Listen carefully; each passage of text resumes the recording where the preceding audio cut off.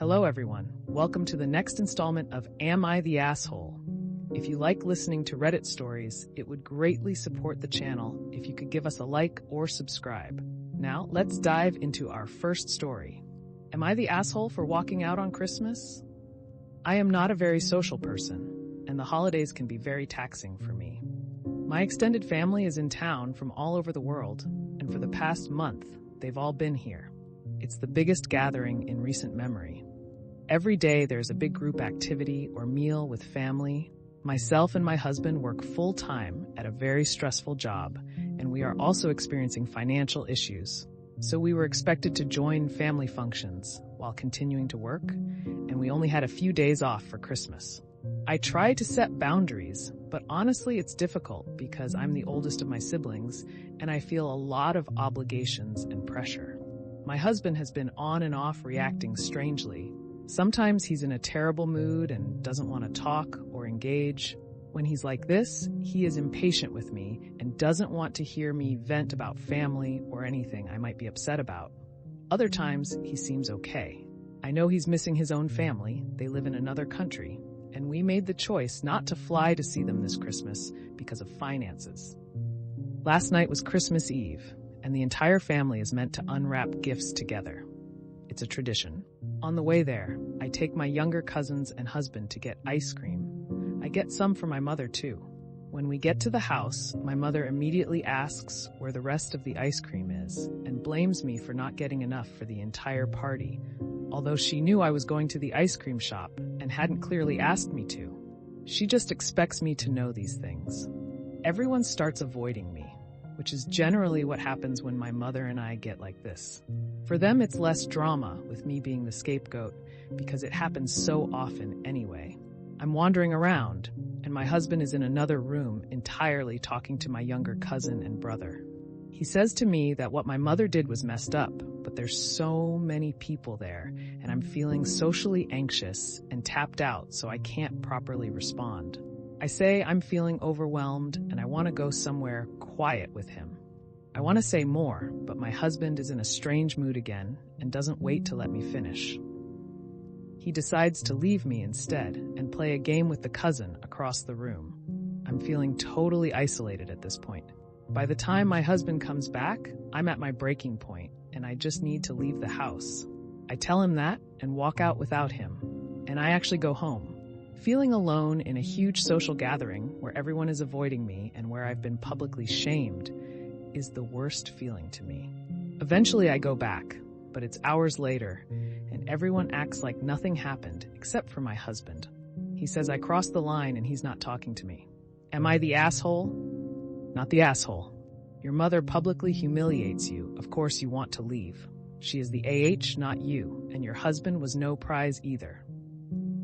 Am I the asshole for not visiting my family as often as they'd like?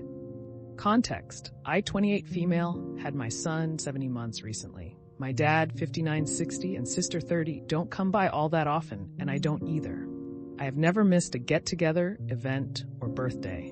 We found out a few months ago that during the end of my pregnancy and recovery from my C-section, I had a fractured pelvis. This had made it hard to sit in a car, let alone drive. I'm better now, but my car died about a week ago. Recently, they visited my grandmother and didn't tell me, instead choosing to say they didn't think I could make it because of my son's nap schedule. I told them that was my concern and not theirs. This caused a big argument where my dad brought up how they had been patient when I had to leave early to care for my cats. I had a diabetic cat who sadly passed away this year. While you were pregnant, I don't know what he meant. And when you had a newborn, and for nap schedules. Now my son was hard as a newborn. He had infant dyschizia, in which he would suddenly scream at the top of his lungs to poop. He also started teething at 2 months, and at the same time we had a soya sauce bottle explode in our kitchen at 2 a.m. This caused him to no longer sleep well, even to this day. I haven't visited much due to having been in pain, having a difficult child in car rides, not being able to drive without pain, and my dad's dog having snapped at my son. Neither my sister nor my dad want to take responsibility for the dog and ignore it when it's mentioned. I will mention they are both allergic to cats as well. which I understand and respect them coming anyways. My family is upset. I don't visit them often outside of get-togethers, events, and birthdays. Yet I've tried to explain to them why. Am I the asshole? What the fuck, not the asshole. Dad and sister should be making the effort to see you and your kid the majority of the time. It's easier to move two adults from point A to B than it is yourself and a toddler. My sister recently said something about a similar situation. If they really wanted to see you and spend time with you and your kid, they would. Def sounds like they're making excuses. Sorry, OP. Thank you. I've been really beating myself up over this. My dad's dog having lunged at my son. Neither my sister nor my dad want to take responsibility for the dog and ignore it when it's mentioned. This is where I draw the line.